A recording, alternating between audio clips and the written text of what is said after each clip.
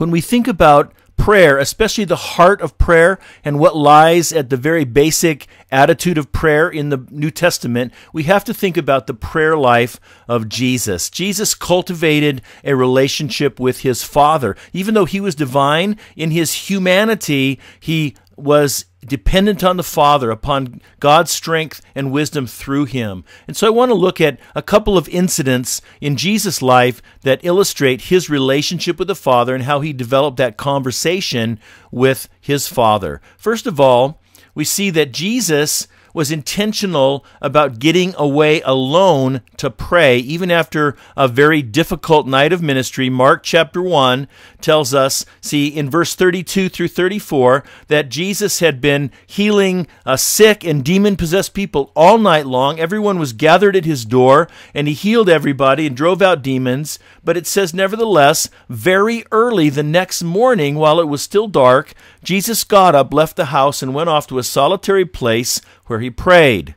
Eventually, verse 36 says that his followers came and found him, and they exclaimed, "Hey, everybody's looking for you. Where have you been?" And so Jesus had spent a difficult, grueling night, exhausted with all of his ministry labors, and then later on he found out everybody had expectations for him and they wanted his help, and yet in the midst of that, maybe even because of that, he got away while it was very early in the morning before anybody else was up and went off to a solitary place to pray. It was a priority for him to find time to be alone with his Father.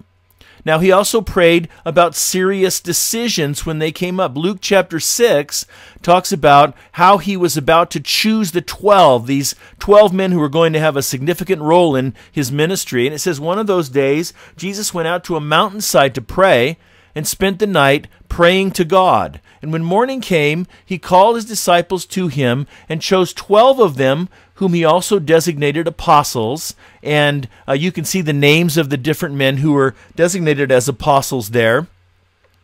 And so this was a big event. It was central, pivotal to his ministry. And so he spent the whole night talking to God about what was going to have to be done. He spent the night in prayer.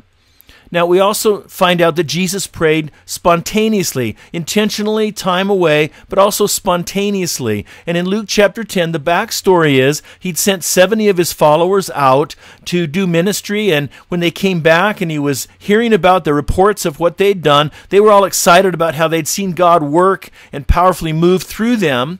And so Jesus was excited about that too, and he said, it says at that time, full of joy through the Holy Spirit, he said, "Praise you, Father, Lord of heaven and earth, because you have hidden these things from the wise and learned, revealed them to little children." He's talking about his disciples. They were ordinary people. They weren't wise and learned. And Jesus was so excited as he heard what they were doing that he just burst out spontaneously into this praise to his Father's work in their lives.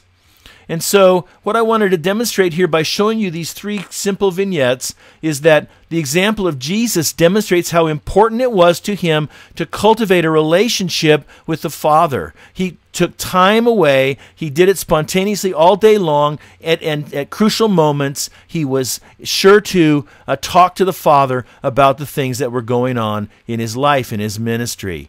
And so with that in mind, I want you to take a look at the questions in red and talk about how maybe what you've seen in Jesus' life applies to your life and how you pray to the Father.